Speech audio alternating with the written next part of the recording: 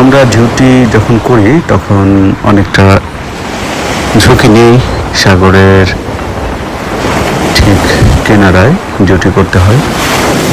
সাগর আর বনের ঠিক সঙ্গমস্থলে প্রচুর পরিমাণে ঢেউ আর বাতাস সব মিলিয়ে এখানে ডিউটি করাটা আসলেও খুবই বিপজ্জনক। মাঝে মাঝেই জেলেদের ট্রলার কিন্তু এই সাগরে ডুবে যায়, অনেকেই মৃত্যুবরণ করে।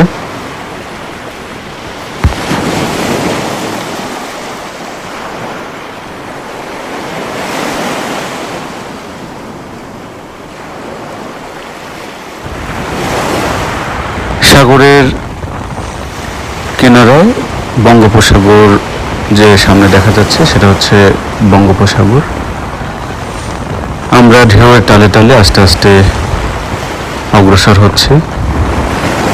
আশেপাশের বন জঙ্গলে কোনো চোরা শিকারী বা কোনো অপরাধ প্রবণ কেউ অবস্থান করছে কিনা সেটা দেখার জন্য দূরে যে টাওয়ারটা দেখা যাচ্ছে সেটা হচ্ছে টেলিটকের টাওয়ার। কটকা অফিসে এটা অবস্থিত। যারা এখানে বেড়াতে আসে সবাই জানে যে এখানে শুধুমাত্র টেলিটকের টাওয়ার দেখা যায়। তো এখন সাগর উত্তাল আপনারা দেখতে পাচ্ছেন। ঠিক এই উত্তাল ঢেউয়ের মাঝে আমাদের নিয়মিত ডিউটি করতে হয়, টহল প্রদান করতে হয়। সুন্দরবনের এই কটকা এরিয়াটা খুবই অন্যরকম এক সৌন্দর্যের জায়গা। এজন্যই পর্যটকদের কাছে সবচেয়ে বেশি পর্যটক আকর্ষণীয় স্থান এই কটকা। এটা হচ্ছে জামতলা বিচে যাওয়ার পথে ডান সাইডের যে খালটা,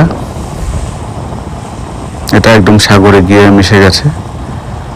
বড় বড় কেওড়া গাছ সবুজ সারি সারি দেখা যাচ্ছে। এর সৌন্দর্যটা আসলেও নিজের চোখে না দেখলে বোঝানো সম্ভব নয়। এখন জোয়ারের পানিতে থই থই করছে বনের ভিতরেও।